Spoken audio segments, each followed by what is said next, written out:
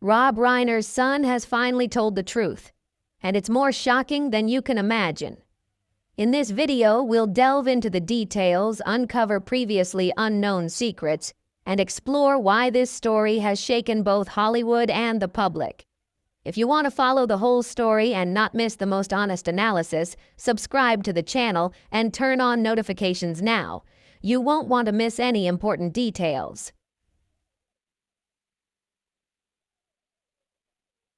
Legendary filmmaker Rob Reiner and his wife, Michelle Singer Reiner, were once known as the epitome of an ideal Hollywood family. They lived in a cozy Brentwood home filled with laughter, affection, and cherished memories. Rob Reiner, with decades of storytelling about love, family, and loyalty, inspired millions worldwide. Michelle Singer Reiner, his wife of many years, was known for her compassion and devotion to her family. But behind the smiles and the dazzling lights of Hollywood, the truth about their family life gradually revealed a heartbreaking picture. Their son, Nick Reiner, had faced personal struggles for years. These challenges not only directly affected Nick's mental health, but also created an invisible but heavy burden on the entire family. Family and friends had noticed signs of tension, but no one could have imagined things would escalate to such a terrifying level in one night. The night of December 13, 2025, should have been a night filled with joy and festive atmosphere. Rob and Michelle attended a Christmas gathering hosted by Conan O'Brien, where they gathered with friends and family. The setting was warm, filled with laughter and twinkling lights, but beneath the cheerful facade were signs of tension that few noticed. According to guests, the conversation between Rob and Nick began to escalate into a heated argument. Their voices grew louder, the tension increased, overshadowing the cheerful atmosphere, and many guests exchanged worried glances. Some described Nick's behavior as unpredictable and haunting, and they later admitted that the shift in energy haunted them for a long time. Despite the tense situation, Rob remained calm. He tried to soothe his son's anger and keep the party from descending into chaos. Michelle was always by his side, supporting and protecting him in every situation. When they left the party, many witnesses saw only a family gently guiding their son out of an awkward situation, with no signs of haste or drama. That same day, Rob continued to participate in work calls, discussing the sequel to Spinal Tap with Eric Idle, speaking in an optimistic and focused tone. But deep down, he admitted to friends that he feared his son, not out of anger, but out of a feeling of helplessness and not knowing what to do to control the situation. The real tragedy occurred in the early morning of December 14th. Their daughter, Romy Reiner, who lived just across the street, after several unsuccessful attempts to reach him by phone, decided to visit. Upon entering the house, she immediately realized something was wrong and called emergency services. Rescue forces arrived quickly, but Rob and Michelle were found unconscious and beyond saving. The house was immediately sealed off for a thorough investigation. Investigators quickly noticed a strange detail. There were no signs of forced entry, no signs of disturbance or tampering. Everything in the house was intact, from furniture and belongings to the doors and windows. This indicated that whoever was involved had been in the house voluntarily or had been welcomed, completely changing the direction of the initial investigation. These seemingly small details became crucial. The absolute silence, the absence of strange noises, no screaming, in a neighborhood known for its quietness and sensitivity to sound, were signs that seasoned detectives could not ignore. A close source revealed that Nick Reiner had previously had to change his medication for schizophrenia. This change in medication significantly affected his behavior, mood, and self-control, leading to an increase in abnormal signs. Nick's previous statements, in retrospect, seemed like silent warnings that went unnoticed. But now, every detail contributes to revealing a heartbreaking picture of that fateful night. Big questions begin to pile up around Nick Reiner. What happened that night? Could anyone have prevented the tragedy before it occurred? The sights, sounds, and even the silence in the house all become crucial clues for the investigators. Every detail, from the argument before the party to the eerie silence in the house, raises a single question. How did a seemingly perfect family fall into such a horrific night? Rob and Michelle Reiner's story is not just a family tragedy, but also a reminder of the pressures we often overlook, the unforeseen power of silence, and the unexpected secrets it can hold. As the truth unfolds, both Brentwood and the public question, what really happened, and can we truly understand the mysteries behind the seemingly impenetrable facade of the Reiner family?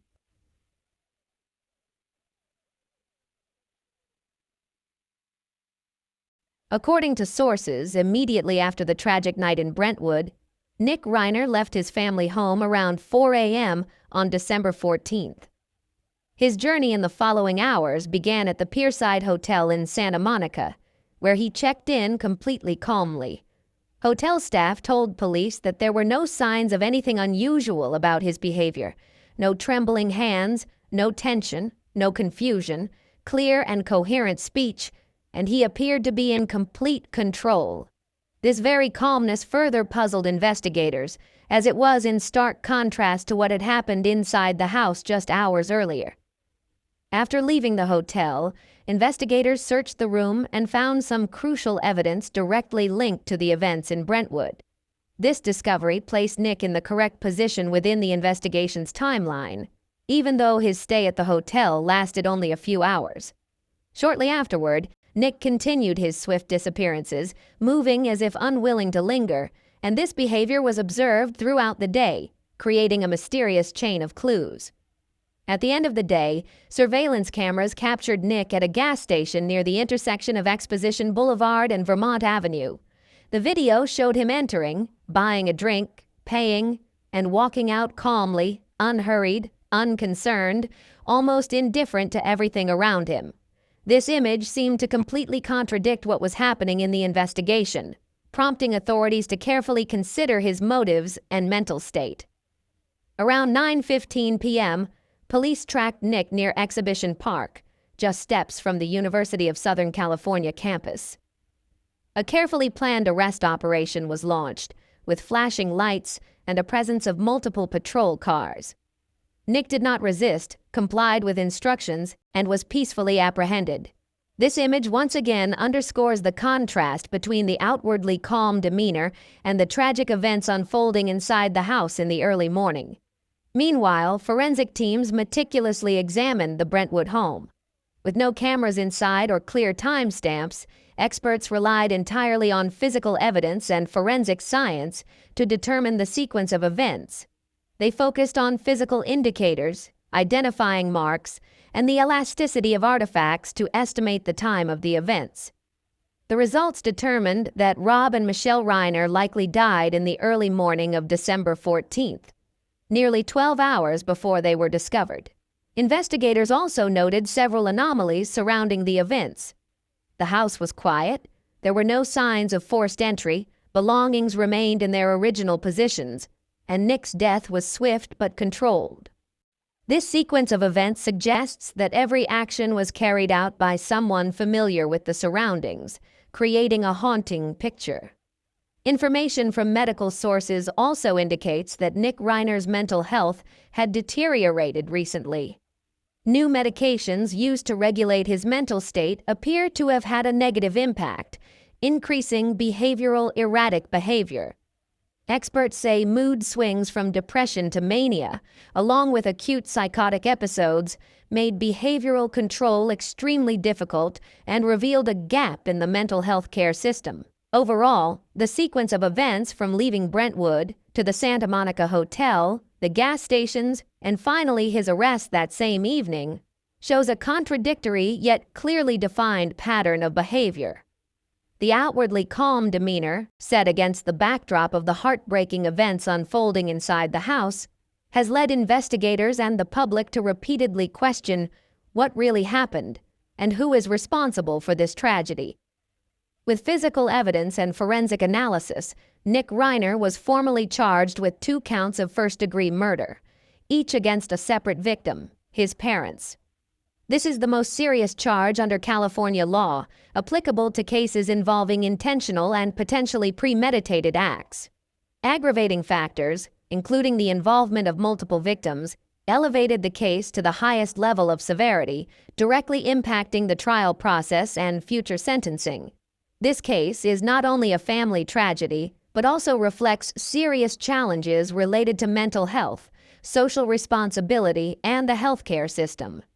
Nick's uncanny composure, his mysterious movements, and the forensic clues have woven together a heartbreaking story that haunts all of Brentwood and the surrounding community.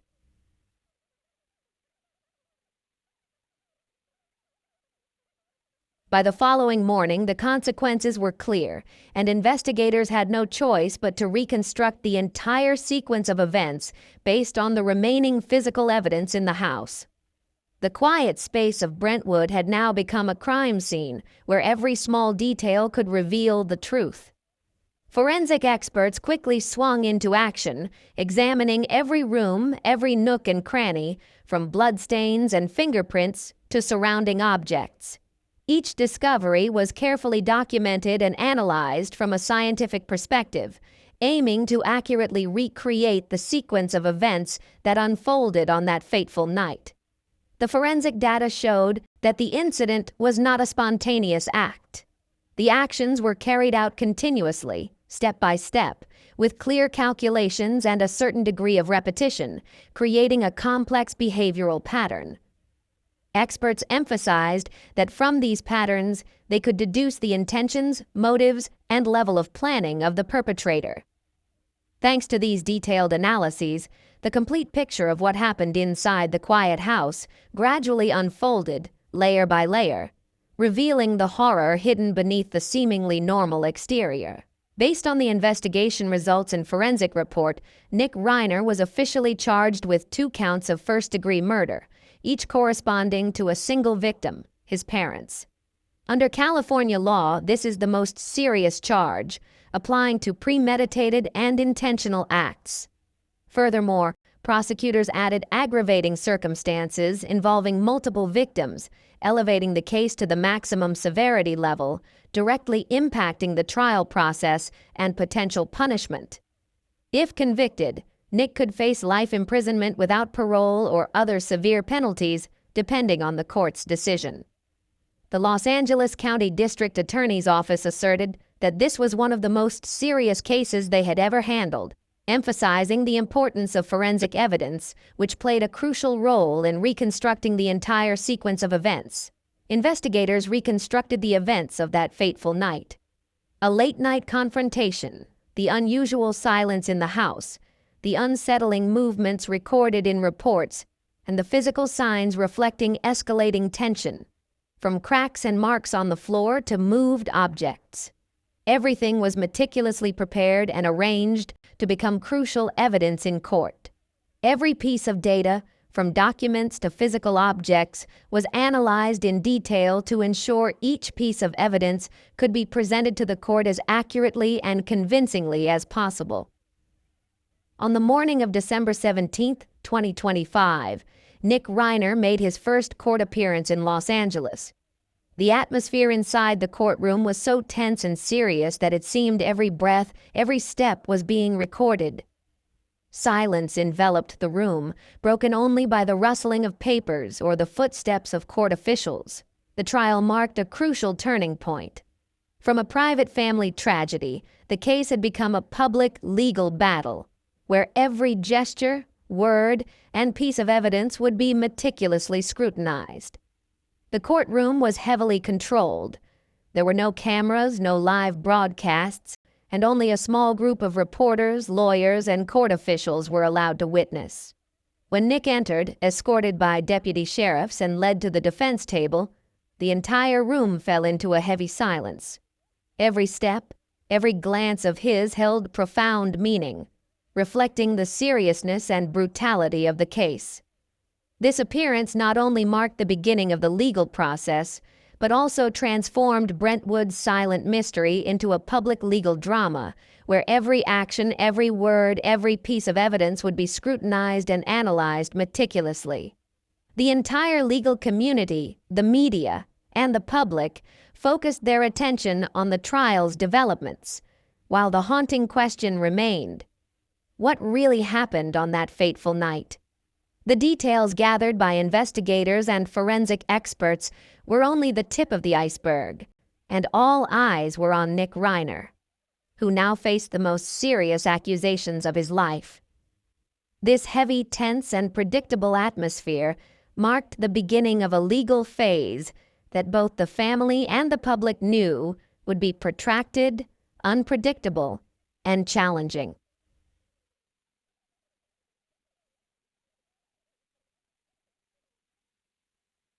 When Nick Reiner entered the courtroom, one detail immediately caught the attention of everyone present. He was wearing a special suit designed for maximum protection in high-risk situations. This type of suit is typically used in detention settings requiring strict supervision and absolute security. The presence of the suit was unmistakable, yet strangely, no one mentioned it. The judge remained silent. The lawyers were also quiet, and the hearing proceeded as if the suit didn't exist at all. When the formal proceedings began, the entire room fell silent. The charges were read aloud, clearly in formal and standard language. Nick Reiner faced 2 counts of first-degree murder, one for his father and one for his mother. There was no emotion, no explanation, only the heavy weight of the law pressing down on each witness. When the judge asked if Nick understood his rights, he answered briefly, calmly, and confirmed that he did. This was the only time he spoke during the entire hearing. He sat silently, focused, his face expressionless, staring straight ahead, his mind seemingly elsewhere. After the charges were read, the trial moved to the scheduling phase. Nick's defense requested a postponement of the preliminary hearing to allow more time to prepare the formal defense. The judge agreed, setting the next hearing date for January 7, 2026. The prosecution did not object, and the trial proceeded smoothly without interruption. However, the tense atmosphere in the courtroom made it clear to everyone that this case was only just beginning. A quiet but haunting moment occurred when everyone realized who was standing next to Nick at the defense table. That was Alan Jackson, a renowned lawyer who had handled numerous high-profile and publicly contested cases. His mere presence sent a clear message. This was not a temporary arrangement or a superficial legal move. The defense was preparing for a long, thorough legal battle where every piece of evidence, every testimony, and every detail would be meticulously examined, challenged, and analyzed. When the hearing concluded, Nick was escorted out. He walked silently, just as he had entered, without looking at reporters or speaking a word. Inside the courtroom, that moment passed quickly, but outside, the discussion of the case had only just begun. One of the big questions immediately arose: who was funding such an expensive defense? Legal experts note that first-degree cases with multiple aggravating factors like this often drag on for years, requiring the involvement of forensic experts, independent analysts, and potentially costing millions of dollars just in preparation for trial. Attention immediately shifted to Nick Reiner's financial resources. He doesn't have a clear, stable income, and the question arises as to where the resources to sustain such a large-scale defense come from. Some internal sources suggest the money may come from the Reiner family's assets, but this remains controversial and could lead to further legal challenges. Inside the courtroom, all such speculation was ignored. The court didn't ask, the defense didn't explain, and the public could only observe the tense silence of those present. The first trial has concluded, but all eyes, stories, and speculation about resources, legal strategies, and what will happen next have only just begun. Every small detail, from Nick's distinctive attire to Alan Jackson's appearance, has prompted public questioning and close scrutiny of every step of the case, foreshadowing a lengthy, complex, and dramatic legal saga ahead.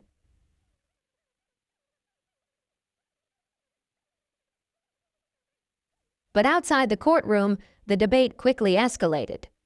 Some argued that regardless of the severity of the charges, everyone deserved full and strong legal representation. They emphasized a fundamental principle of law. Everyone has the right to self-defense, and the legal system must ensure fairness for all. Meanwhile, another segment of public opinion questioned the ethical aspects of the whole affair. They wondered whether using family assets to pay for such an expensive defense was truly justifiable and consistent with the spirit of justice. These debates quickly added a new layer of controversy, further complicating an already tense case. When information leaked that Reiner's family fortune could be used to defend Nick, emotions outside the courtroom became heated and filled with anxiety. Inside the courtroom walls, everything continued as usual. The procedures were conducted in a standardized manner, the judges' and prosecutors' voices fluent, precise, and without a single misstep. But outside, the pressure and tension were palpable. Reporters, legal analysts, and the public closely followed every movement and development, creating a suffocating atmosphere surrounding the case. Even within the Reiner family, sources indicated that things were beginning to become unstable.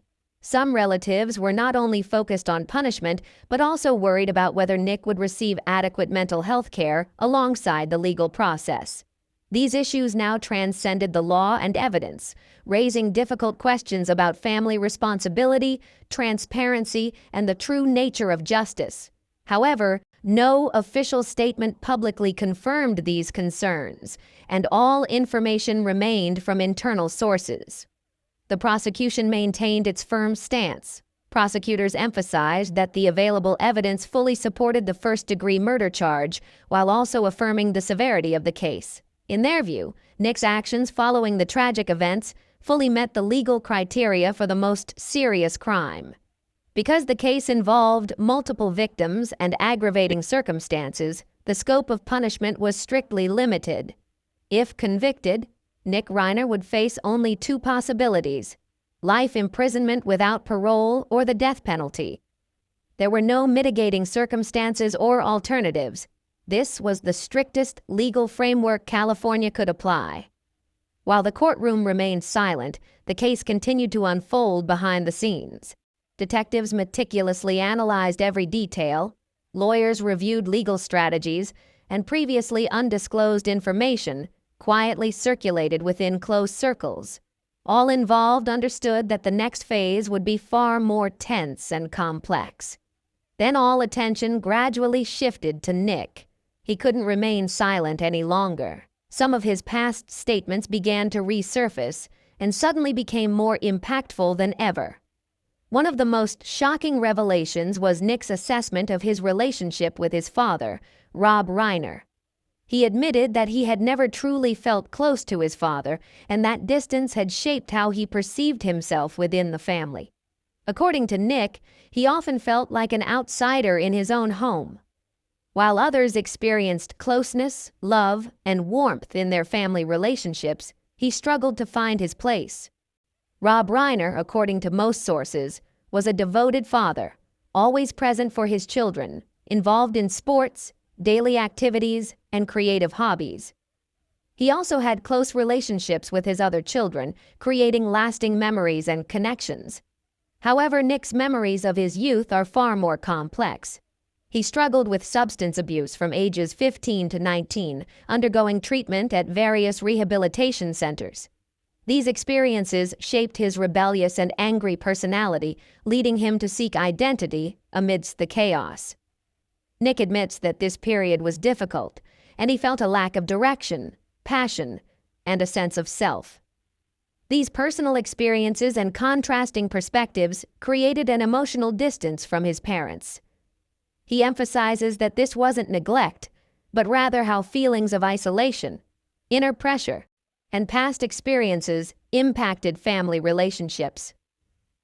Over time, these experiences shaped Nick's perspective and contributed to the person he became later in life.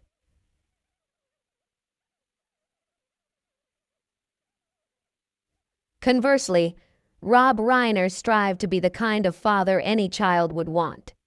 He worked hard, dedicating himself completely to his career and family, but the long hours and pressure of success sometimes inadvertently created emotional voids within the family. Nick grew up surrounded by love, but that love wasn't always delivered in the way he truly needed. Over time, the feeling of emotional deprivation gradually transformed into a silent loneliness, a profound feeling only Nick understood. As he matured, this feeling of distance intensified.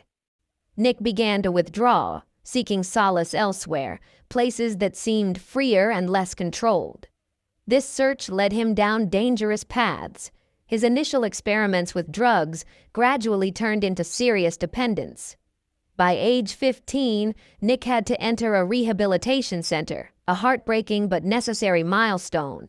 His family never hid or denied the situation. Rob and Michelle Reiner constantly intervened, taking him to treatment numerous times, relentlessly striving to pull their son out of the destructive spiral of his life.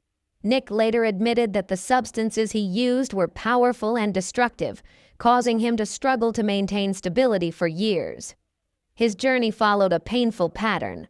Moments of temporary stability offered hope, but were immediately followed by devastating relapses that destroyed everything that had just been built. Each time things seemed to be getting better, the next collapse was even more devastating, not only hurting Nick, but also profoundly affecting those around him. Nick's struggle was not just external, but also internal, multi-layered, continuous, and relentless. Previous confessions don't explain the entire tragedy, but they add a complex and haunting layer of context to the story. For years, Nick wandered from state to state, from Maine to New Jersey, then Texas, living in constant uncertainty about his home and shelter. This wasn't a choice or a vacation, but a period of survival filled with risk and chaos. Even so, Rob and Michelle Reiner never gave up on their son. No matter how difficult things got, they patiently maintained contact, remained involved, and supported him every step of the way. Over the years in interviews, they candidly shared Nick's struggles without blame, concealment, or pretense. They poured all their time, love, energy, and finances into helping him. They paid for rehabilitation programs, medical care, treatment, and were always there for calls, visits, and support as Nick overcame setbacks. These efforts never stopped, even when hope seemed lost. At one point, Rob tried a different approach. Instead of keeping work and family separate, he invited Nick into his creative world. In 2015, father and son collaborated on the film Being Charlie, an emotional and authentic story inspired by Nick's own experiences. The film depicts the process of addiction, recovery, and the accompanying difficulties without diminishing the suffering Nick had endured. During the making of the film, Nick showed much more maturity than in previous years. He worked regularly, focused, and seemed to have rediscovered his direction. For the first time, the family felt real hope. Nick had the stability he had lacked, was involved in a creative, orderly environment, and was guided by his father. Those witnessing this change noticed that the chaos that had plagued Nick seemed to temporarily subside. However, that stability did not last. Soon after, Nick relapsed, destroying everything that had just been built. The old patterns returned, including instability, emotional distance, and unpredictable relapse cycles. Each relapse was more difficult than the last, testing not only Nick's strength, but also the patience, love, and resilience of his family. As the years passed, the family's anxieties deepened.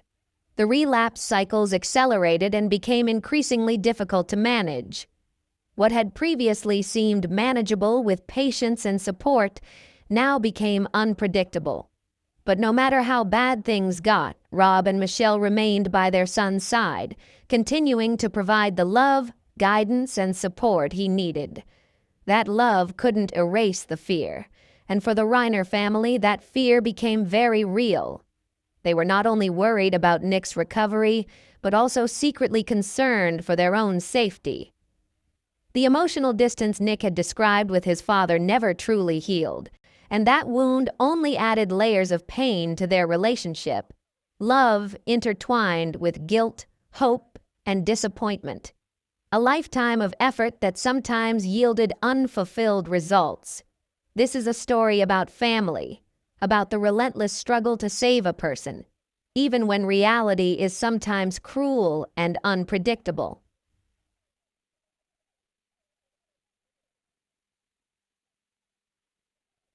At that year's Christmas party, the family tension was nothing new. It had been simmering for years, seeping into every moment, every word, every gesture. Sometimes even a glance was enough to weigh down the atmosphere. The argument that night wasn't random, but the inevitable breaking point for a family that had struggled with addiction, relapse, attempts at reconciliation, and deep, unspoken suffering. Each tense conversation, each boundary established, each attempt at help, all were pieces of a long-term picture, shaping Nick's life from a very early age, from childhood, and continuing to influence him for years afterward. The feeling of alienation Nick experienced from childhood followed him into adulthood. It blended with the instability in his life, with the constant struggles with addiction, and with the feeling of never truly finding his place in the family. That emotional distance never faded, and it profoundly affected almost every relationship he had, from friends and colleagues to his closest loved ones. When tragedy struck, with the irreplaceable loss of Rob Reiner and Michelle Singer Reiner, the family finally broke the silence. The first press release was issued by the two surviving children, Romy Reiner and Jake Reiner. They spoke together, and their message stunned many. The words contained no legal details or speculation, but focused entirely on grief, love, and the overwhelming loss. They described the pain as unbearable, creating a heavy silence deeper than any legal argument. Romy and Jake stressed that their parents were the emotional center of the family, the ones who kept everything together when everything around them became chaotic and turbulent. This heartfelt and poignant message reminded the public that behind the sensational headlines lay a broken family, experiencing a private loss that only they could fully understand. From that moment on, the family chose to remain silent. No interviews, no public appearances, no updates. This wasn't avoidance, but a way to protect themselves, to have time and space to process their grief, and to prepare for the next steps. Rob and Michelle's funeral was also private, attended only by close family, longtime friends, and a few trusted colleagues. No cameras, no recordings, no ostentatious speeches. Attendees later described the ceremony as quiet, sincere, and entirely focused on love, remembrance, and human connection, not on fame or achievement. The ceremony became a space of solace, where memories of Rob and Michelle were preserved sacredly and respectfully. Beyond his family, the broader creative community also felt the profound loss. Tributes poured in from across the entertainment industry, from actors and filmmakers to those who had worked with Rob, sharing stories of his influence, not just as a director, but as a mentor and a source of emotional support. They spoke of how Rob created a sense of security on set, encouraging honesty, trust, and creativity. The refrain repeated itself. Rob Reiner was respected not only for his talent, but also for the way he treated people, always humane and compassionate, without ostentation or seeking recognition. As the industry looks back, one thing is clear. Rob's legacy is not defined by glamour or external noise, but by the connections he made with people, by the emotions and the stories he told. His films leave a lasting impression because of their authenticity and emotional depth, not relying on glitz and glamour, but focusing on people, dialogue, and everyday moments. The Princess Bride remains a timeless masterpiece, blending humor, sincerity, adventure, and emotion. Stand By Me continues to be praised for its realistic portrayal of friendship and coming of age. When Harry Met Sally redefined romantic storytelling, focusing on genuine dialogue rather than cliches. Decades later, audiences still cite and return to these films, a testament to the enduring vitality and profound influence of the stories Rob Reiner told.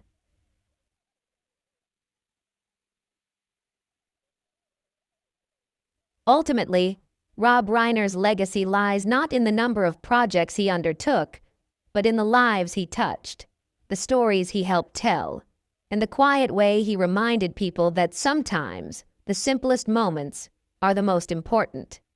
It is these seemingly insignificant moments that possess profound and lasting power. While the legal battle continues with many unanswered questions, one thing is undeniable: the family has lost a foundation, and the world has lost a storyteller whose work will live on, transcending everyday news and events.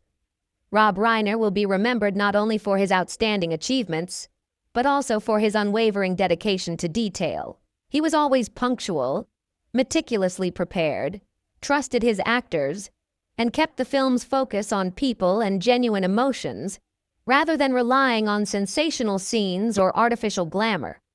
The strength of his films stems from authenticity, from the genuine people on screen.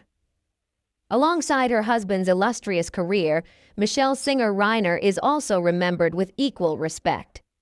She lived away from the spotlight, but her presence was strong and quiet. She dedicated her life to her family, to charitable work, and to maintaining the bonds of loved ones. It was her quiet strength that held everything together, keeping the family strong through life's ups and downs. Those closest to them described Rob and Michelle as true life partners, sharing decades of love, purpose, and unwavering devotion. As tributes continued to pour in from all corners, the contrast between Rob's public legacy and the family's private pain became clearer than ever. Hollywood, once celebrating his achievements, now witnessed a tense legal battle involving the family. There is no clear boundary between those two worlds.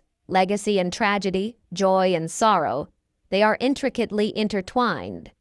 Public remembrance exists alongside private grief.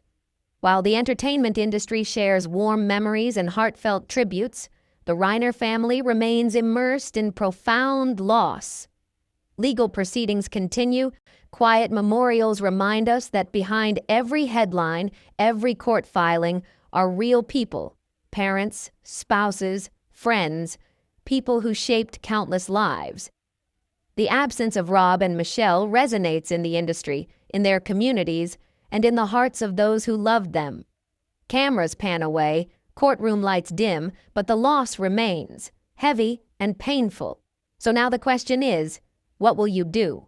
Do you really believe that everything that happened was solely Nick Reiner's responsibility, or is there something else lurking behind the scenes? Does this story have more meaning than what we see in the headlines? Share your thoughts in the comments below. We want to hear from you.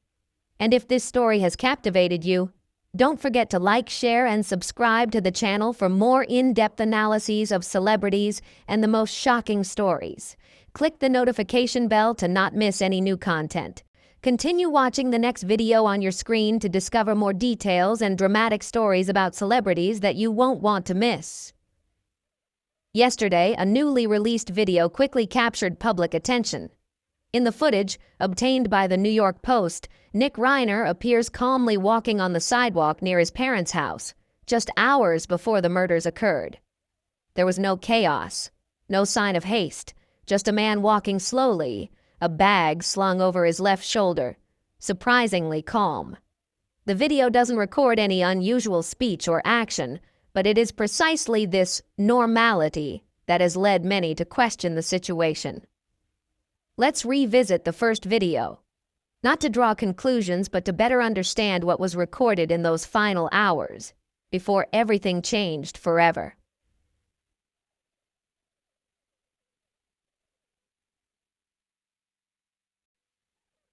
"26 days have passed since the tragedy at Rob Reiner and his wife Michelle's Brentwood home. But instead of dying down, the story is becoming increasingly heavy as new details are constantly emerging, piece by piece, making the overall picture increasingly alarming. The first shocking thing is not just the tragedy that occurred in the heart of Hollywood, But the way what happened inside that house is gradually being revealed.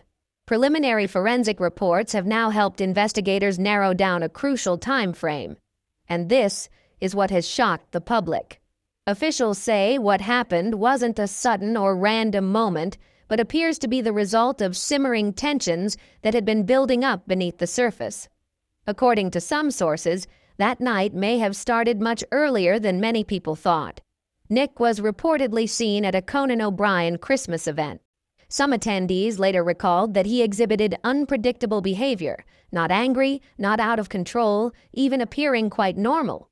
He wore a hat, walked past a gas station looking no different from anyone else in the city at the time. According to available information, what began as a post-party argument may have laid the groundwork for the subsequent chain of events. Nick reportedly returned to the Brentwood area, outwardly calm, every movement carefully controlled. Investigators later determined he appeared at a nearby hotel, calm, quiet, unassuming as he checked in and entered his room. This very calmness raised many questions. Records also show that, very shortly afterward, Nick quickly sought legal assistance from Alan Jackson, one of America's most renowned defense attorneys, with financial support from his family. The speed and decisiveness of this move further fueled public speculation. According to the Los Angeles County Sheriff's Department and the District Attorney's Office, the events inside the house are believed to have occurred sometime between midnight and dawn. There were no signs of forced entry, as the person involved had full familiarity with and access to the space. Security data subsequently recorded Nick at a hotel in Santa Monica around 4 a.m., about a 20-minute drive from Brentwood. Hotel staff reported nothing unusual, no noise, no signs of panic, just a man sitting silently, seemingly detached from what was happening elsewhere. It wasn't until the following afternoon that anxiety turned into alarm when a guest with an appointment couldn't reach the family. The door to the house was opened, and in that moment, everything changed forever. Surveillance cameras at an Arco gas station near Exhibition Park then captured images of Nick around 9 p.m. He appeared buying a can of energy drink, walking slowly, observing his surroundings. There were no obvious signs of chaos. He was calm enough to complete the transaction. Just minutes later, at approximately 9:15 a.m., LAPD officers, in coordination with federal agencies, approached and apprehended him nearby. He offered no resistance, no explanation. He remained silent as he was taken away. Images from ABC News showed a young man looking gaunt and exhausted. His expression wasn't one of panic, but rather one of emotional exhaustion. Subsequent forensic analysis estimated that Rob and Michelle had died hours before being discovered, a detail that further complicated the timeline and forced investigators to ask difficult questions. Authorities believe it's possible Nick attempted to clean himself before leaving the scene or during his time at the hotel, although traces may still remain. Experts believe the objects involved were likely readily accessible items within the house itself, uncomplicated, unprepared. It is this familiarity that makes the incident so chilling. Every hallway, every room, every space he knew well. As the investigation continues, many initial assumptions have had to be adjusted. Further forensic analysis revealed the severity of the injuries, forcing authorities to reconsider everything that was once thought to be simple. And at this point, the biggest question remains: not just what happened, but what led things to this point.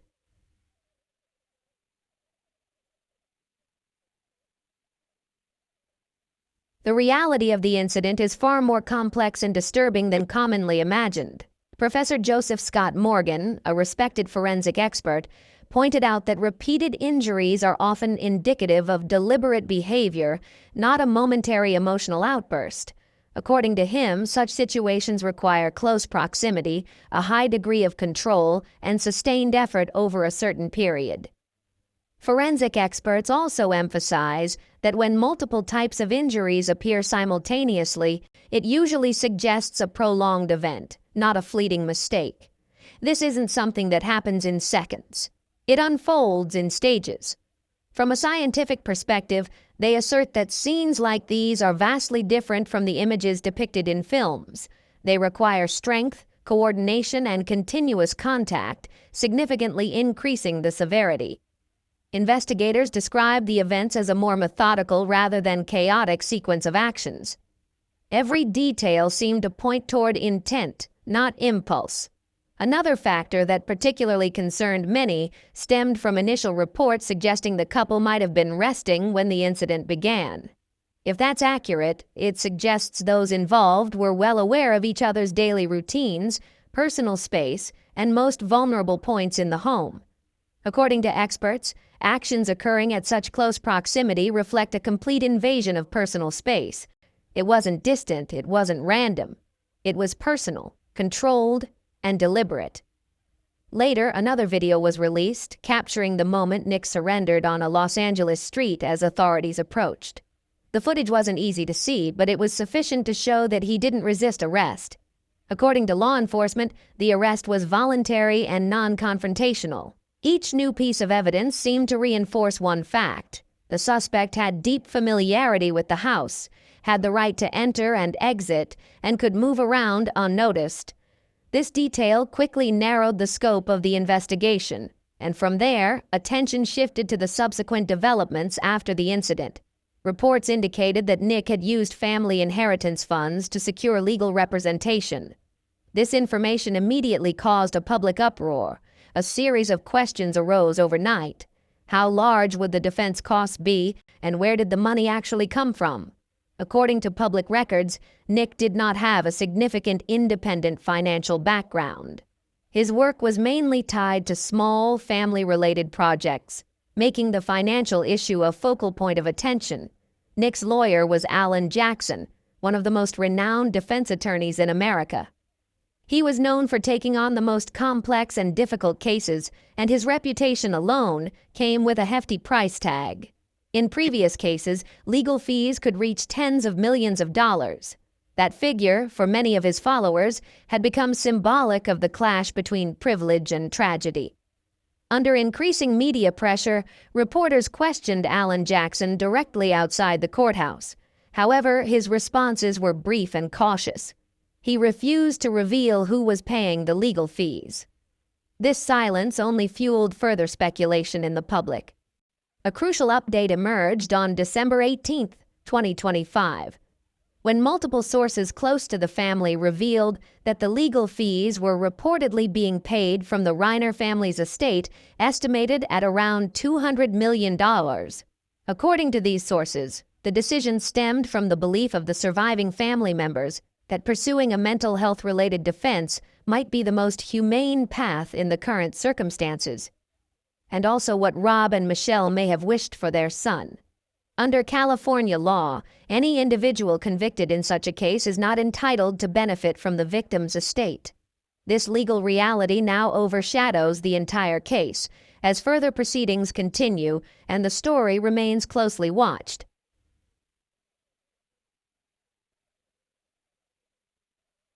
And like many other serious cases, this story continues to unfold layer by layer.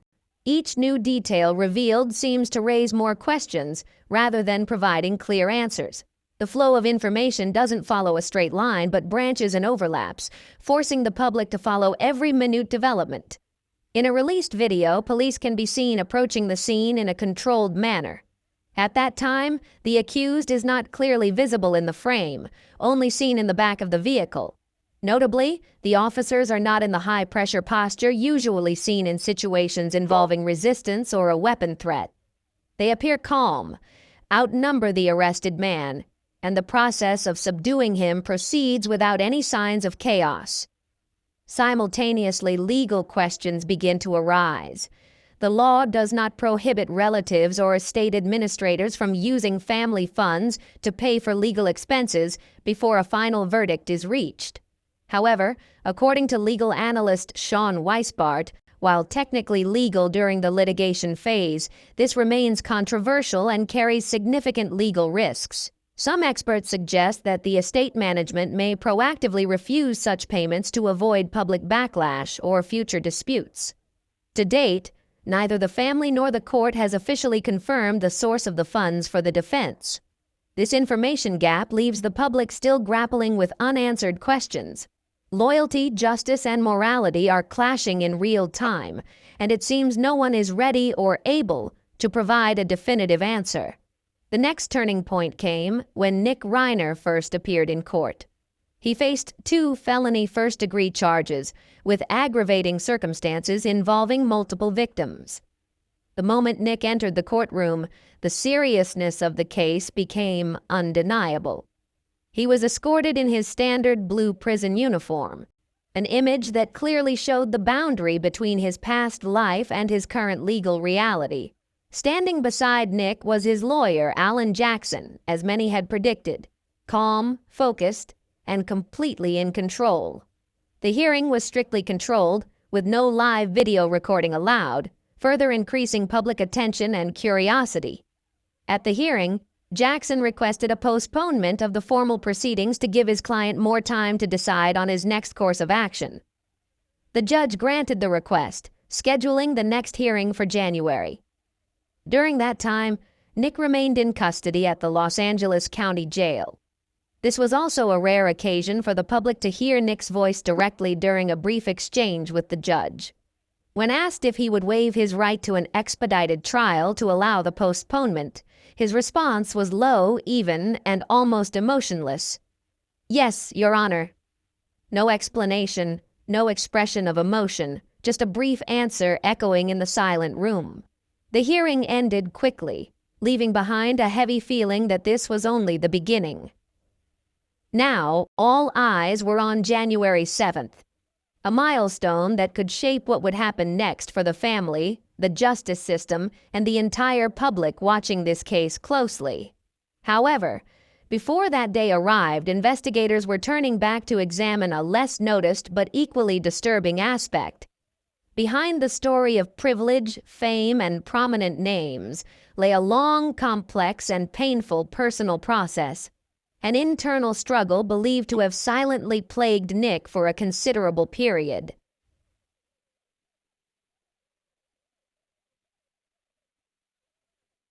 Born in 1993, Nick is believed to have begun experimenting with addictive substances at a very young age, around 15. What initially started as adolescent curiosity gradually developed into a prolonged, increasingly serious, and difficult-to-control pattern. Growing up surrounded by fame, expectations, and relentless pressure, Nick's inner world, according to those close to him, frequently fell into a state of overwhelming isolation. His family recognized the warning signs early on. According to sources, Rob and Michelle tried to intervene very early, enrolling Nick in his first rehabilitation program when he was still a teenager. This marked the beginning of a long cycle of treatment, temporary recovery, and relapse, repeated over many years. Even so, they never completely gave up. The family continued to support, structure, and give him many opportunities to start over, including allowing Nick to return to his Brentwood home in the hope that familiar surroundings would provide stability. This long history is now at the heart of the case, raising difficult questions about how far parental responsibility, helplessness, and love can go before being tested to its limit. According to close friends, Rob spent countless hours guiding Nick through creative projects, believing that having purpose and meaning could help his son stay. He once believed that if Nick was given something to build on, perhaps he would find a reason to continue. But addiction, as many describe it, is an unforgiving force. Nick's recovery was always fragile. The home, once expected to be a safe haven, gradually became a space of tension, accumulating fear, exhaustion, and unanswered anxieties.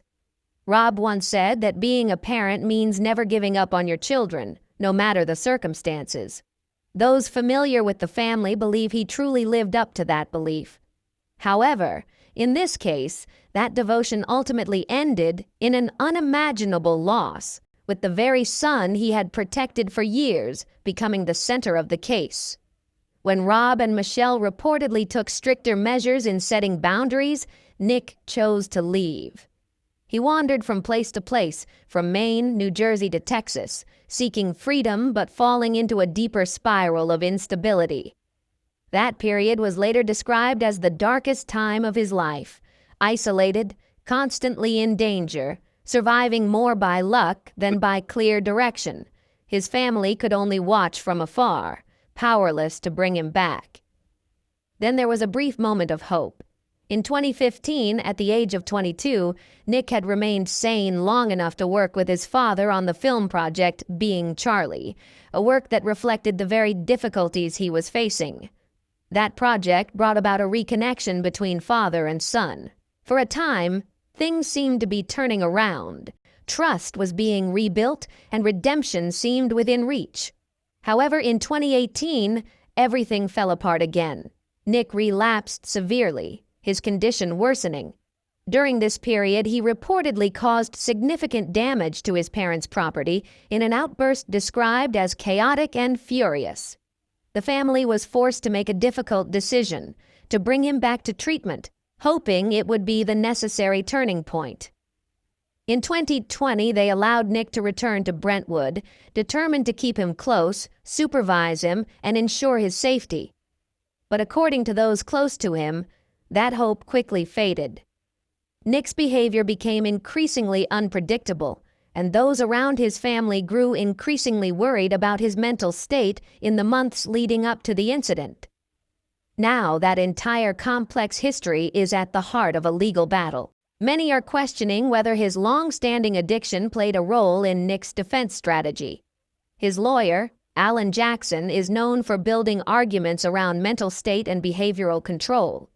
Some sources suggest the defense may argue that years of substance use significantly impaired Nick's self-regulation at the time of the incident. However, legally, that doesn't absolve him of responsibility. In most cases, voluntary substance use is not considered a justification. At its core, it can affect how the element of intent is assessed, a key point in serious charges.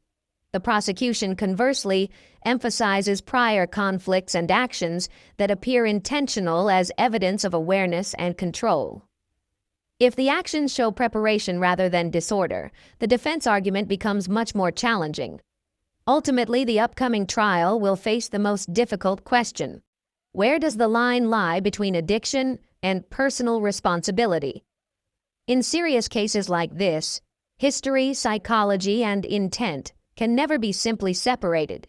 And under California law, even with mitigating factors considered, the potential sentence remains extremely severe. It could range from 25 years in prison to life imprisonment, depending on the final court ruling.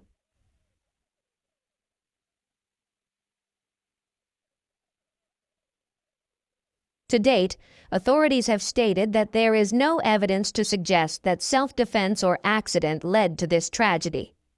Many legal experts believe the incident appears to have been driven by heightened emotions, anger, or a loss of control, rather than a momentary mistake or misunderstanding. The seriousness of the case is further underscored by the fact that the deceased were high-profile figures, involved in Hollywood for decades and wielding significant influence in the entertainment industry. According to some sources, the list of potential witnesses may include familiar names such as Conan O'Brien, Larry David, or Billy Crystal. If this happens, the trial is likely to attract significant media attention. Legal analysts suggest this could become one of the most closely watched cases in the U.S. in the near future. Current predictions suggest that formal trial may not begin until late 2026 or early 2027, and the likelihood of reaching a plea deal remains unclear. The prosecution is expected to focus on physical evidence and the sequence of events, aiming to construct a consistent narrative of escalation and perceived behavior rather than chaos or confusion. Almost every aspect of Nick's past will likely be considered, from long-standing difficulties and mental state to specific actions on the night of the incident. According to sources, forensic results and surveillance footage are expected to play a crucial role, making arguments such as self-defense very difficult to defend. Another factor mentioned is the age and physical disparity between the parties involved, which could further complicate the defense strategy. In rare cases, lawyers can argue that there was no intent to commit a crime, but in this case, investigators are reportedly considering the sequence of actions, timing, and context as indicators of deliberation. If confirmed, these factors could significantly strengthen the prosecution's argument. The defense team now faces immense pressure to construct reasonable suspicion without contradicting the existing evidence. As the hearing begins, reconstruction of the scene, analysis of security data, and forensic mapping are expected to play a crucial role. Ultimately, the decision will rest with the jury, who come from diverse backgrounds and may view Nick as someone caught in a prolonged chain of trouble, or as an individual who had many opportunities but still crossed the line. That question remains unanswered to this day. Many believe that to understand the whole story, one must go back to the night it all began, the annual Christmas party hosted by Conan O'Brien. It was an intimate, camera-free gathering where familiar faces from Hollywood met in a relaxed atmosphere. Rob Reiner and Michelle were regular guests, but that year was different. They brought Nick along, a decision that would later carry significant weight. Those close to the couple revealed that they had been extremely worried about Nick in the preceding period. His erratic mood swings, sudden disappearances, and late-night calls had exhausted them. Bringing him along was seen as the safest option, hoping the familiar and warm environment would help him settle down. Nick wasn't initially on the guest list, but Conan agreed immediately when Rob contacted him directly. At first, everything seemed normal. However, Nick didn't really fit in.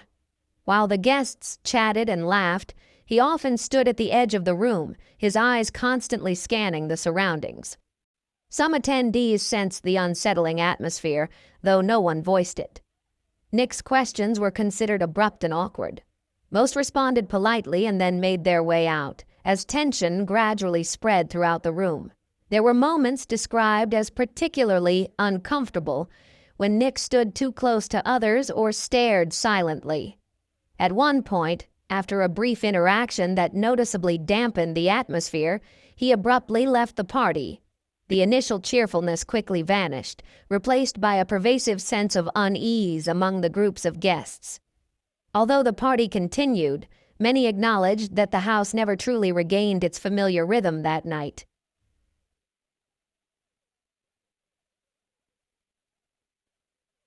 Michelle did her best to ease the tension. She smiled, chatted with everyone around her, but her eyes were constantly fixed on the hallway, as if never leaving Nick. Rob, with his familiar protective instincts, silently watched his son from a distance, so careful not to draw anyone's attention. Nick moved around the house disjointedly, as if he weren't fully present. From the living room to the patio, then to the bar, he mumbled something under his breath, clutching the drink that had just been refused. Witnesses later described him as distant, confused, almost obsessed with something unseen. At one point, Rob approached Nick in the kitchen and gently placed his hand on his shoulder. "Hey son, are you okay?" someone nearby heard. Nick didn't respond. He just stared straight ahead, his body tense, then silently walked away as if he hadn't heard. Around 10 p.m., the party was still in full swing, but for the Reiner family, things had spiraled out of control.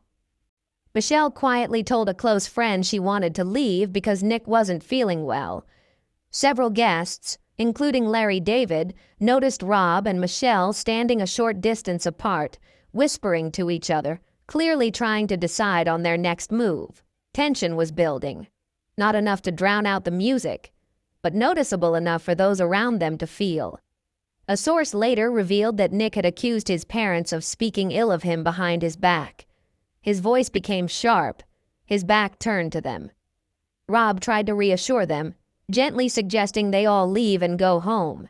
But Nick suddenly lunged forward, knocking over a small table of drinks. That's when security intervened, with Conan O'Brien stepping in to defuse the situation. "It's all right. Let's go outside and get some fresh air," Conan reportedly said. The group moved toward the exit. Michelle clutched Rob's arm, her face pale with worry and embarrassment. Outside, The cold December air swept in.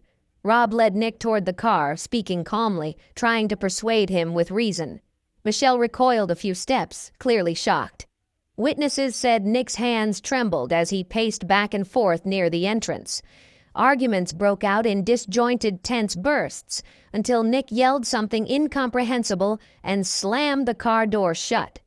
The Reiner family quietly departed, their night ending abruptly. For most of the guests, it was just an awkward moment they hoped would pass quickly. But for Rob and Michelle, that drive home marked the beginning of their final hours. Later, neighbors in Brentwood reported hearing muffled sounds, strained voices, and small squabbles around midnight. At the time, no one thought it was anything serious, just a late-night family disagreement. By morning, the house had become the focus of a Hollywood-shattering investigation. Investigators believed the return home was particularly tense. Nick, still agitated, allegedly accused his parents of embarrassing him. Rob continued to try to calm him down, advising his son to rest. But when the door closed, the confrontation didn't subside. It escalated. According to forensic experts, sometime between midnight and dawn, Nick entered the master bedroom where his parents were resting. What led to that moment remains unclear. Anger, confusion, or pent-up emotions, the cause remains a big question. What happened afterward is described as extreme and too painful to detail in public records. What haunted many most was the stark contrast between the severity of the event and how the night began, completely normally.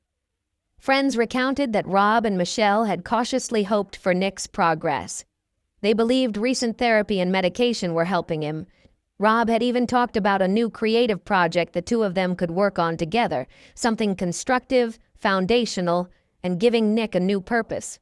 No one could have imagined that everything would fall apart so quickly. The following afternoon, the shocking discovery spread throughout Hollywood. News spread like wildfire, starting as whispers and quickly becoming confirmed. Social media was flooded with expressions of shock and grief as fans and colleagues struggled to comprehend how a beloved family could be torn apart in a single night. In the days that followed, attention focused on Nick, his mental state, his long history of instability, and the warning signs that many now wondered had been ignored. Old interviews were recirculated, and pieces of his past were brought to light one by one.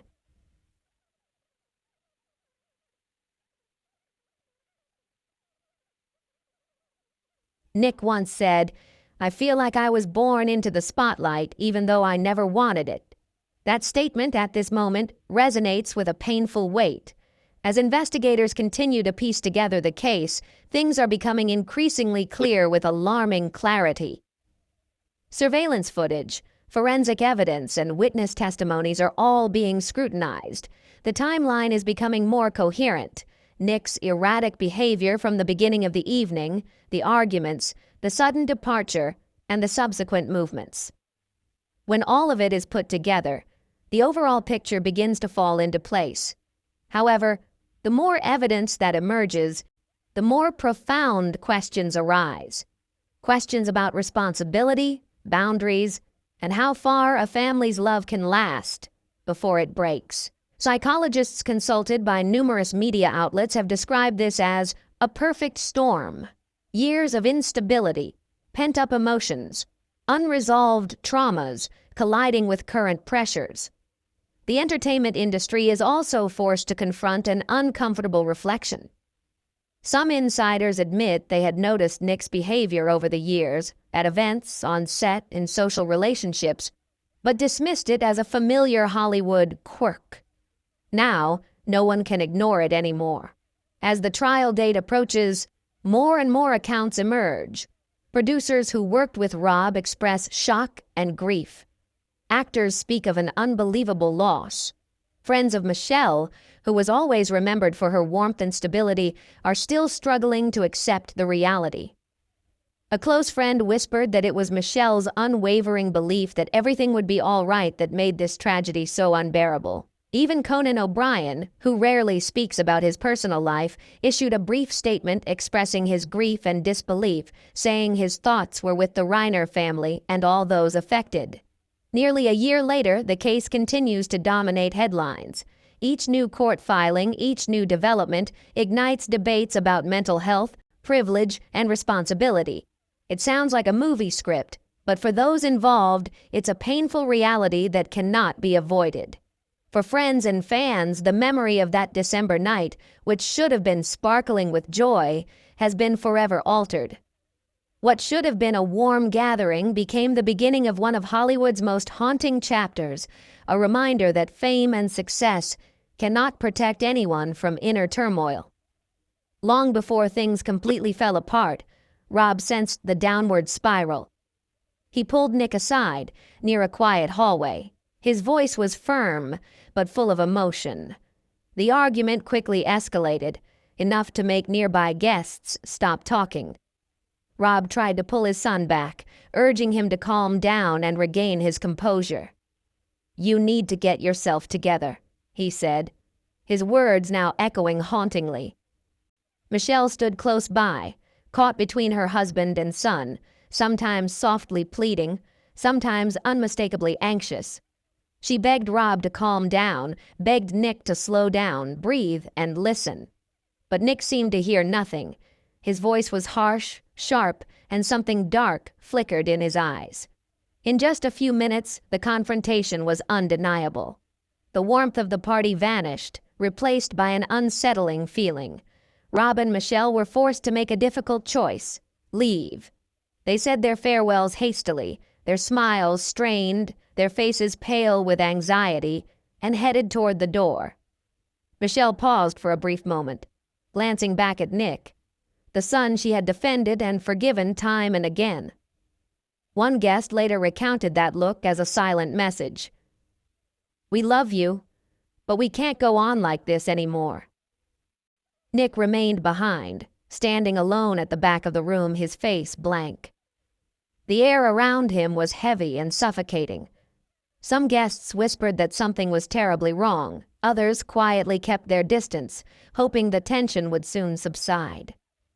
No one could have known that just hours later, everything would completely fall apart. The Reiner family drove home in silence, unaware that they were entering the final moments of their lives.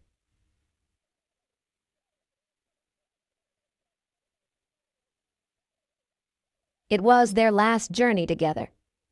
The home they had built with love, patience, and years of effort to save their son became the focal point of a story that shook Hollywood from its roots. Not only because of what happened that night, but also because of the reason everything fell apart. A family that had fought tirelessly for years to stay together was ultimately swept up in tragedy. The most haunting aspect is the lingering questions in those final moments. Did Rob and Michelle sense that their love, however deep and enduring, was no longer enough to hold everything together? We may never fully understand what that night was like, but what we can and should do is remember them for who they were before everything fell apart. A devoted couple, loving parents, and a family that tried their best until the very last moment. Thank you for watching the video. Don't forget to subscribe to the channel and like to support us, and turn on notifications so you don't miss the next videos.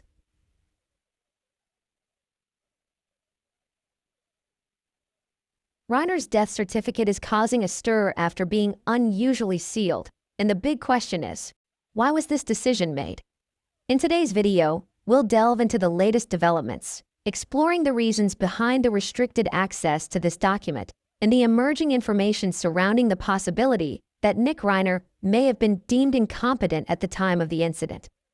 This is a story that's attracting media and public attention, with many complex legal details. Let's analyze every aspect, from the reasons for sealing the certificate to the arguments regarding legal capacity, in an objective, cautious, and easy-to-understand approach.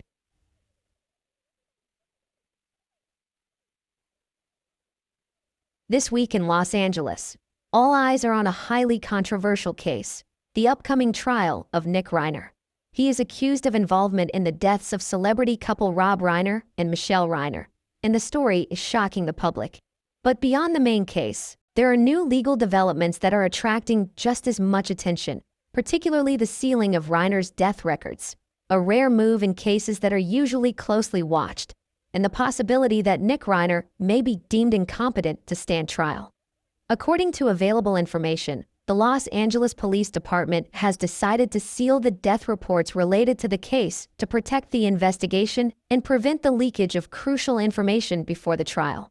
This means that specific details about the causes of death of Rob and Michelle Reiner are not yet publicly available, and only the detectives directly involved in the investigation have access to these records. This is a very rare move, especially in cases that have received significant media and public attention.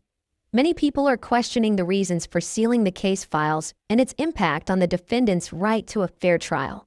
To clarify this issue, we spoke with a veteran defense attorney in Los Angeles and former prosecutor. He stated that the term withholding files for security reasons is quite rare, and in his experience, the primary purpose is to protect investigative information from leaking. However, this does not mean that the prosecution can refuse to provide files to the defense. Any evidence collected by the investigating agency must be handed over to the defense attorney when necessary, and this is a mandatory legal requirement. In addition, the possibility that Nick Reiner is incompetent to stand trial is a topic of interest. If the defense can prove this, it will significantly impact the entire trial process.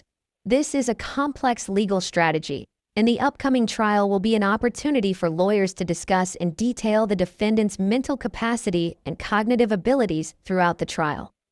While the public and media await further developments, the sealing of the death certificate and discussions surrounding Nick Reiner's legal capacity only add to the tension and complexity of the case.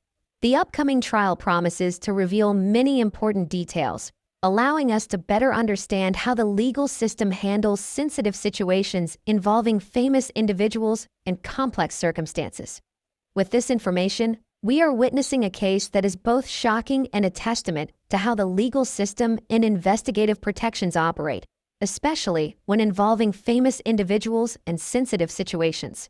In the following videos, we will analyze in more detail the upcoming legal steps, along with reasonable predictions about the direction of the case and important factors that the public needs to know.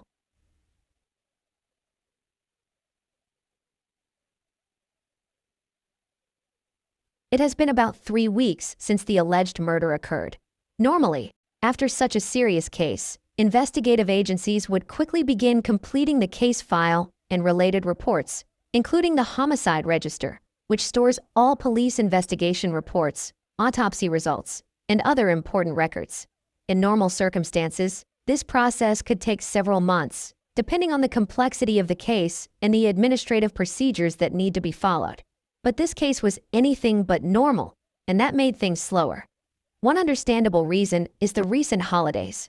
During these days, civil servants and investigators are usually unable to work fully, and that naturally prolongs the time it takes to complete the case file. Therefore, the fact that the homicide register or autopsy report has not been released after 3 weeks is not unusual in this context. But the question many are concerned about is, why are these reports kept secret, even from the public? The simplest reason, as explained by legal experts, relates to the protection of the investigation process. Medical information, autopsy results, and details about the cause of death are all extremely sensitive data. Releasing these details prematurely could affect the investigation, especially in violent cases involving celebrities, and could also cause distress to the victim's family during their time of grief. The sealed reports are not only a measure to protect information, but also help maintain a safe distance between the parties involved, preventing the leakage of sensitive details before the trial. Data such as the level of violence in the attack, the location of wounds, the number of stab wounds, and the condition of the body can directly impact how lawyers, both on the prosecution and the defense, develop their strategies. It is also closely related to other factors in the case, such as the defendant's mental state, health, and history of substance abuse, if any. On a personal level, keeping information confidential is also a way to protect the privacy of the victim's family during a highly sensitive period, especially immediately after a tragic event occurs during holidays or important days for them. The family needs time to process the shock, and legal authorities must also consider how disclosing information might affect them. However, no matter how much the files are delayed or sealed, all important details will eventually be released. This information will emerge during the trial and will form the basis for the public and the media to better understand the case's progress. Sealing is only a temporary measure to balance protecting the rights of all parties and ensuring legal transparency, while keeping the investigation objective and accurate. Generally, this is an inevitable part of serious cases. Sometimes delays must be accepted to ensure everything is handled carefully and fairly. The public may be curious and want to know every detail immediately, but the law and investigative procedures always prioritize the safety, rights of all parties involved, and the accuracy of the case. And it is during these waiting periods that investigators and defense lawyers prepare most thoroughly for the upcoming trial, where all questions will be answered.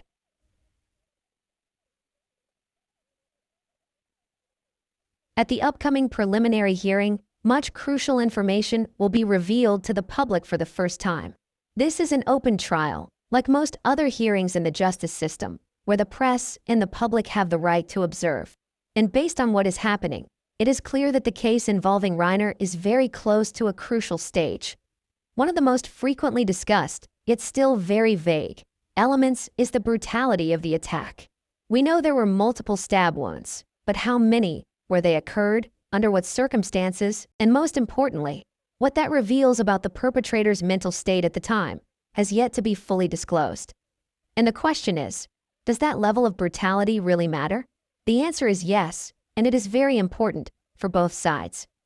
First, it's important to understand one thing. Murder is merely the method of causing death. It doesn't automatically constitute a specific crime. A person dies at the hands of another, but what crime it is, its severity, and whether it constitutes a criminal act are matters decided by the jury based on evidence. The law clearly distinguishes between different levels, and in this case, the defendant is charged with first-degree murder, the most serious level, requiring proof of intent, premeditation, and preparation. From a defense lawyer's perspective, in most murder cases, they don't argue about whether or not someone killed. This might seem contrary to what we often see in movies, but in real life, the legal battle primarily revolves around the level of the crime.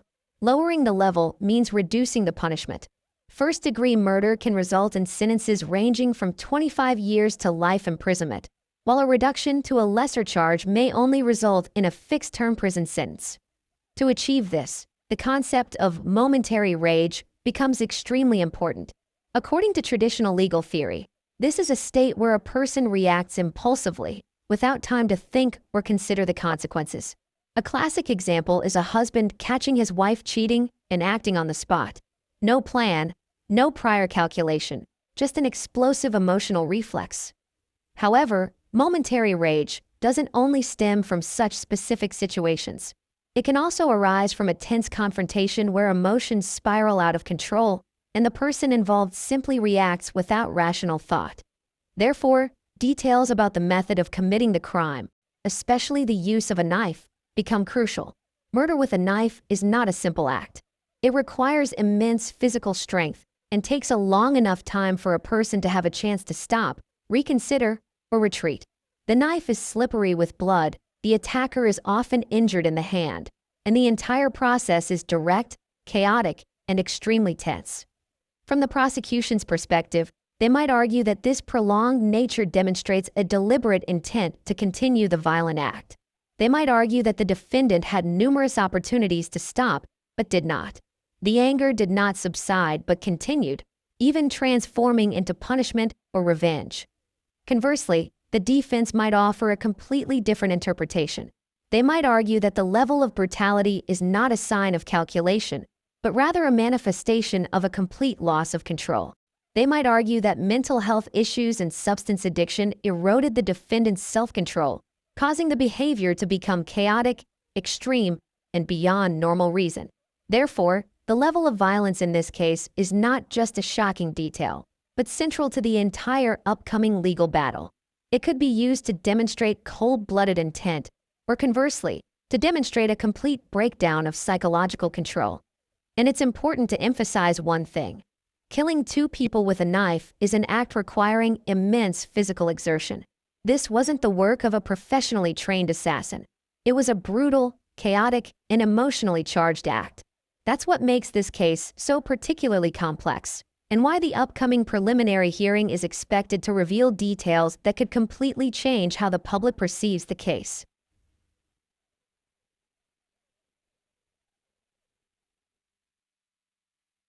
This is a boy from Brentwood, and the story is becoming increasingly complex. As investigative reports reveal the brutality of the case, it's clear the situation is truly serious. We know the incident involved multiple stab wounds and violent details, but the specifics of the methods and extent of the aggression remain unclear.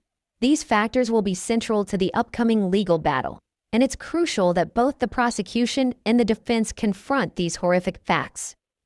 From the defense attorney's perspective, facing the brutality head-on is a necessary step. They know they can't avoid the painful details, but accepting and presenting this data in a controlled manner can help the jury become accustomed to the disturbing images, gradually reducing their initial sensitivity. During jury selection, defense lawyers often present this information to prepare jury members psychologically, helping them view the case more objectively, rather than being solely obsessed with the gruesome and violent aspects. Conversely, from the prosecutor's perspective, the use of gruesome images and evidence needs careful consideration. The goal is not to frighten the jury, but to help them understand the seriousness and true consequences of the crime. When the public or jury are exposed to horrific details too often, their emotional response gradually becomes numb. This emotional numbness is a fundamental principle in psychology. People become accustomed to shocking images if they are exposed to them repeatedly, and the initial reaction fades over time. This is why both the defense and the prosecution must strategically plan how to present information. Another aspect that is also receiving attention is the defendant's ability to stand trial. There has been much discussion recently about whether Nick Reiner is mentally competent to appear in court. This is a completely separate but extremely important issue, because if the defendant is determined to be incompetent, criminal proceedings will be suspended for an assessment under Section 1368 of the Criminal Code. During this process, the court will appoint one or two mental health professionals to assess whether the defendant understands the trial process and is capable of cooperating with his lawyer. Challenging the defendant's capacity to appear in court is not uncommon, but it always creates significant changes in the trial process. If approved, the trial will be suspended and medical assessments will determine when the defendant can resume. This is a crucial part of ensuring the defendant's rights and fairness, and helps both the court and the public better understand his personal circumstances, mental health, and capacity for accountability.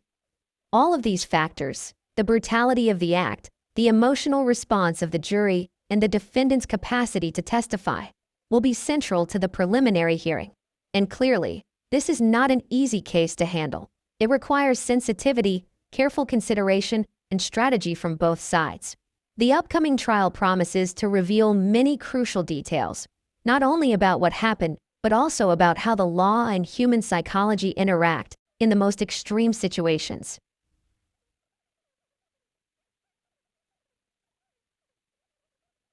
Sometimes, the defense and prosecution will agree on a single competent expert. However, there are also cases where each side chooses a different expert. If a disagreement arises, for example, if one side believes the defendant is competent while the other disagrees, the court may appoint a third expert to make the final decision on whether the defendant is competent to stand trial. In other situations, there may be an agreement between the parties that the assessor confirms the defendant's competence, or the court will conduct a special hearing before the judge to make a decision. If the defendant is determined to be incompetent to stand trial, they will be sent to a licensed mental health facility where they will receive treatment, usually including medication to stabilize their mental state until they are capable of participating in the trial. Once they recover and are deemed competent to stand trial, they will be returned to court and the formal criminal proceedings will continue. The concept of competence is not simply about being able to participate in court proceedings. It also means the defendant must be able to understand legal procedures, know what the judge, prosecutor, and defense attorney are doing, and be able to reasonably cooperate with their lawyer to defend their rights. This is a very high standard, and in many cases, to achieve it, the defendant will have to undergo medical treatment, especially for those with schizophrenia, bipolar disorder, or paranoia, to stabilize their mental state and enable them to function normally. Ultimately, the outcome will be one of two possibilities. Either the defendant is deemed competent and the trial proceeds, or they will still require treatment and remain under medical supervision until full recovery. This is quite different from defenses based on mental illness, NGI, where the defendant may be legally competent but, at the time of committing the crime, was unable to distinguish right from wrong. This is a separate process, not to determine current capacity, but to assess the mental state at the time the behavior occurred. NGI defenses are typically presented after the preliminary hearing, and both sides will appoint mental health professionals to conduct assessments and exchange information. From the defense's perspective, capacity assessment also offers a strategic advantage. They can hire multiple professionals at considerable expense, potentially up to $50,000 per person, to ensure a comprehensive assessment of their client. This helps protect the defendant's rights and prepares them for subsequent legal scenarios. In short, if Nick Reiner is subjected to a capacity assessment, he will undergo a comprehensive examination by at least one psychiatrist, if not multiple, to determine his ability to stand trial. This process will be conducted without creating testimony before the trial, and the reports will be shared with the defense office before being made public. It is likely that assessments began as soon as he was arrested, in preparation for the next steps in the legal proceedings.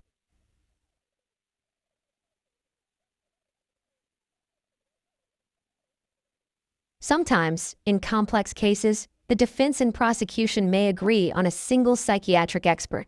However, there are also instances where each side chooses a different expert. If disagreement arises, for example, if the defense believes the defendant is incompetent while the prosecution disagrees, the court may appoint a third expert to make the final decision. In other situations, there may be an agreement that the expert confirms the defendant's competence, or the court may conduct a special hearing before the judge to decide. If the defendant is determined to be incompetent to participate in the trial, they will be referred to a licensed psychiatric facility where they will receive appropriate treatment, often including medication, until they are deemed competent to participate in court. Once they are deemed competent, they will return to court and the criminal proceedings will continue.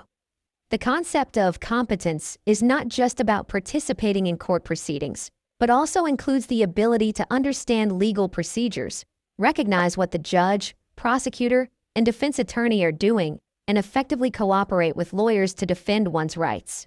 This is a very high standard, especially for individuals with complex mental health issues such as schizophrenia, bipolar disorder, or paranoia. This process helps stabilize their mental state, ensuring they can function normally in court.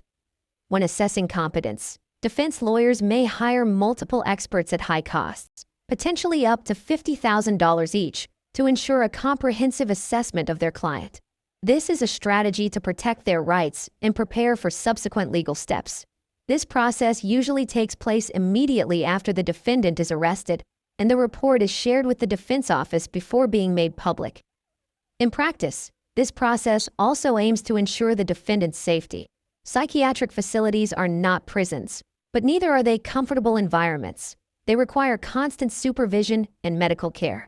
Those undergoing treatment must cooperate with doctors, receive medication, and adhere to treatment regimens to restore their capabilities. No one can manipulate the 1368 process, as the standards are very high, ensuring that those who feign illness or exploit the system cannot evade responsibility. It is crucial that the professionals hired, whether for the defense or prosecution, are neutral, qualified, and experienced. The cost of hiring professionals is high, but that doesn't guarantee results. The expert's perspective and viewpoint are more important than who pays. Many psychiatrists and psychologists tend to base their assessments on their knowledge and experience, sometimes being somewhat sensitive to issues of free will or personal responsibility, but generally they adhere to legal standards. Therefore, in cases like this, many experts are involved in the assessment, and their findings directly influence the determination of the defendant's competence and the preparation for subsequent legal steps. This is a complex process, but necessary to ensure fair treatment for all parties involved.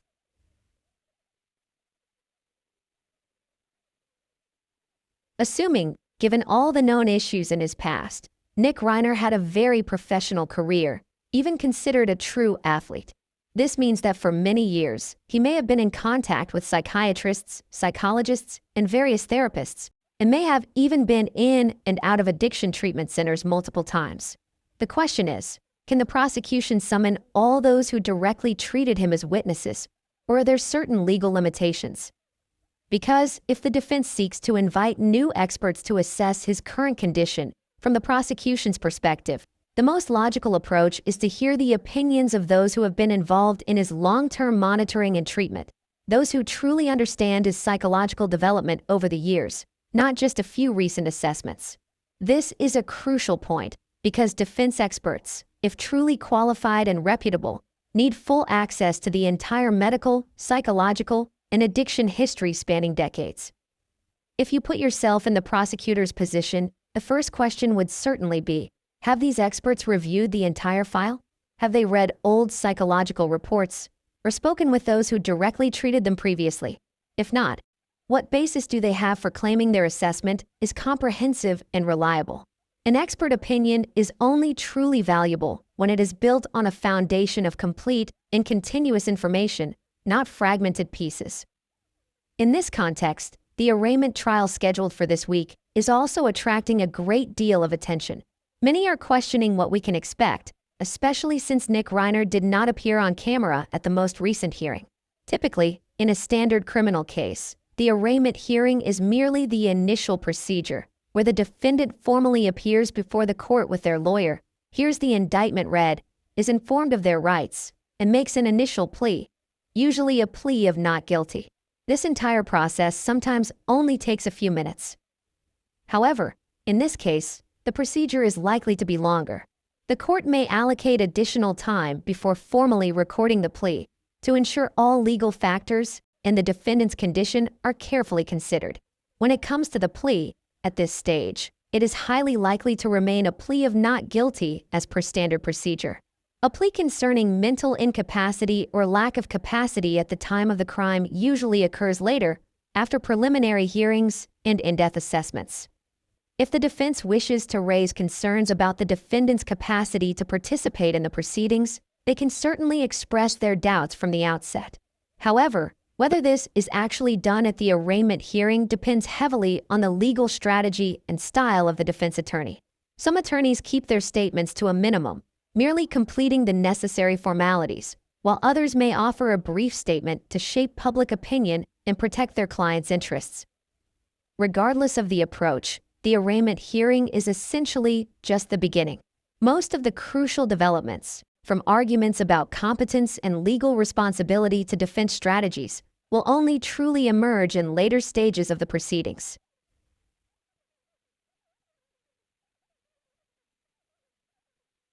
The debate is still ongoing, isn't it?